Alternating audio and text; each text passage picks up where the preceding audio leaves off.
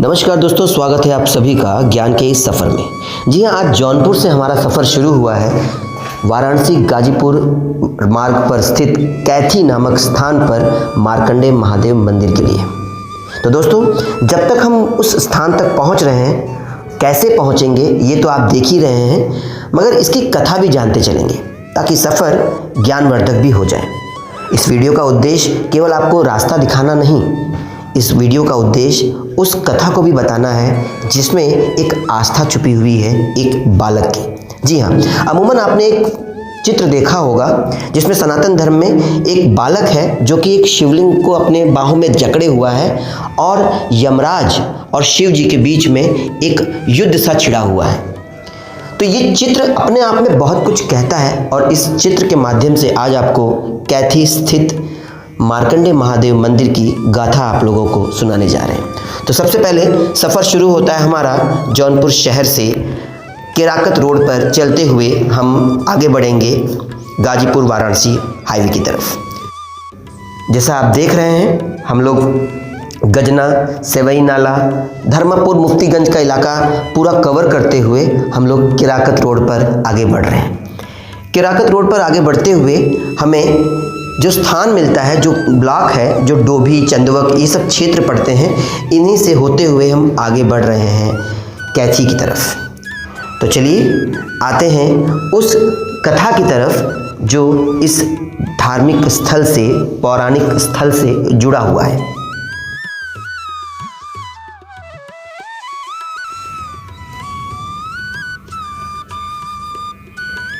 ऐसा कहा जाता है कि यह घटना कैथी वाराणसी में गोमती नदी के तट पर हुई थी।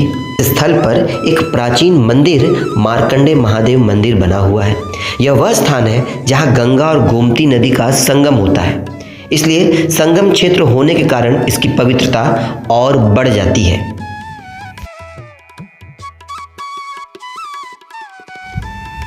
सफ़र जैसे जैसे आगे बढ़ता है, हम पहुंचते हैं केराकत बाज़ार में। जी हाँ, एक चौराहा जहां से हमें बाएं घूम जाना है। इस बाएं रोड पर हमें गाजीपुर रोड मिलता है जिस पर हमारा सफ़र आगे निकल पड़ता है। इसी सफ़र पर आगे चलते चलते हमें एक गोल चौराहा यानी कि रिंग रोड मिलता है जहां कहीं नहीं मुड़ना, हमें सीधे आगे निकल जाना है गाजीपुर रोड पर। ये सफ़र आगे चलते हुए हमें पहुंचाता है एक ऐसे स्थान पर जहां पर हमारे भारत के महान स्वतंत्रता सेनानी, क्रांतिकारी सरदार भगत सिंह चौराहा पड़ता है। देखकर बड़ी खुशी होती है कि देश के लिए ऐसे लाल ने अपना बलिदान दिया कि देश सुरक्षित रहे। यहाँ से हम आगे बढ़ते हैं कैथी के लिए। तो आइए अब इस कथा को आगे जानते हैं।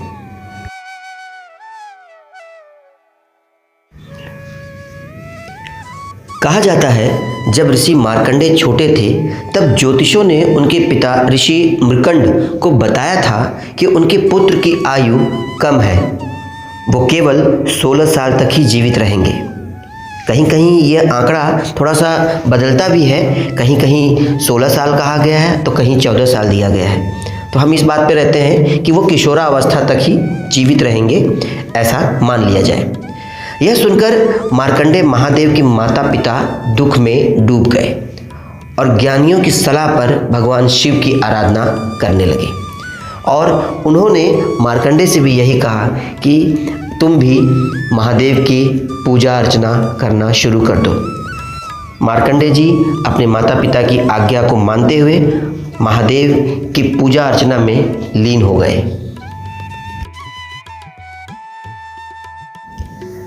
वैसे दोस्तों, आपसे बता दें कि जौनपुर से मार्कंडेय महादेव मंदिर दर्शन करने के लिए आप सीधे बनारस हाईवे भी पकड़ सकते हैं, मगर कहते हैं ना, हाईवे पे वो मज़ा नहीं मिलता जो इन गलियों से होकर या इन पेड़ों से होते हुए जब आप मंजिल तक पहुंचते हैं। तो मंजिल से नहीं, हमें सफ़र से भी मतलब है।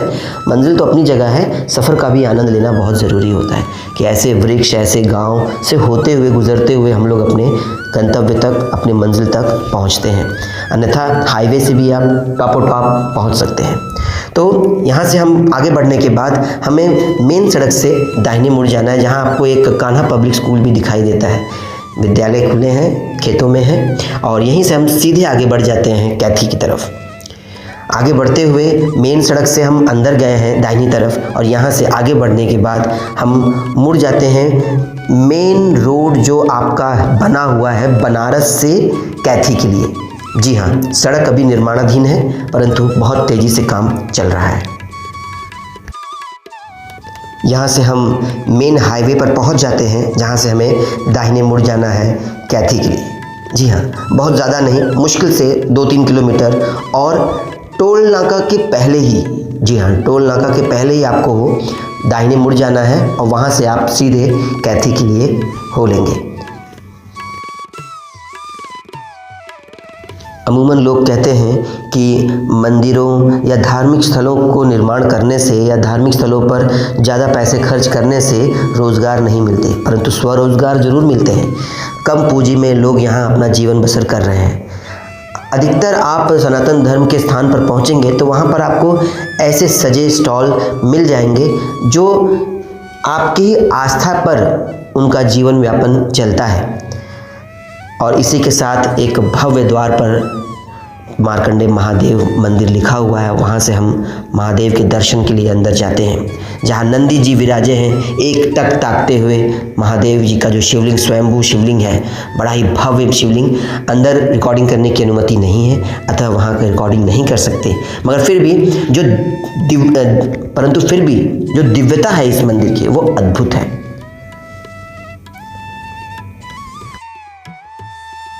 अब आप सभी दर्शन कर लें मार्कंडेय महादेव जी का। तो सफ़र हमारा यहाँ पूरा हुआ, मगर अभी और आगे जाना है क्योंकि मार्कंडेय महादेव जी के दर्शन के बाद गंगा किनारे तो पहुँचना ही है जहाँ संगम स्थान है। तब तक आप लोग अपना जो भी मनोकामना है वो ईश्वर के सामने प्रकट कर सकते हैं। कर्पूर गौरम करुणावतारम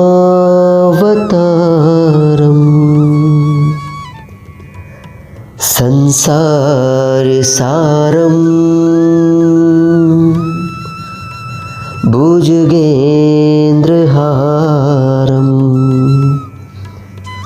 सदा वसन्तं हृदयारविन्दे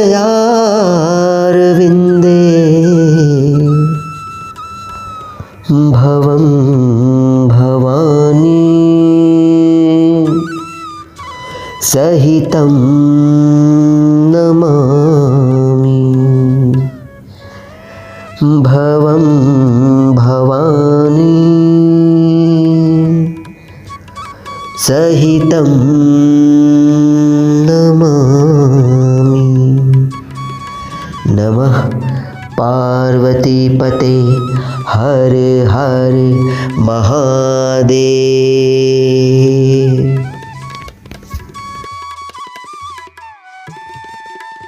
तो आखिरकार अब हम पहुंच गए अपने आखिरी पड़ाव पर, संगम तट पे। जी हाँ, जहाँ आदि गंगा गोमती व गंगा मैया का संगम स्थान है। बड़ा ही सुंदर व रमणीय स्थान है केवल कुछ कारणों से, वो है प्राकृतिक कारणों से। इसमें दो राय नहीं कि यहाँ का विकास भी हुआ है। तट तक सड़कें हैं, घाट पर चबूतरे बने हुए हैं, पत्थर लगे हुए हैं, सजावट अच्छी है, परंतु कुछ चीज़ ऐसी होती है जिनका दिव्यता अलग ही होता है और वो होता है वृक्ष। यहाँ यही चीज़ की कमी सबसे ज़्यादा लगी। नदी का तट है तो वन विभाग को चाहिए कि यहाँ पर वृक्षारोपण सर्वाधिक हो। बड़े बड़े पेड़ जैसे पीपल, बरगद, इन्हें यहाँ लगाना चाहिए, क्योंकि यदि ये वृक्ष नहीं रहेंगे तो आने वाले समय में धीरे धीरे नदियाँ सूख जाएंगी, विलुप्त हो जाएंगी।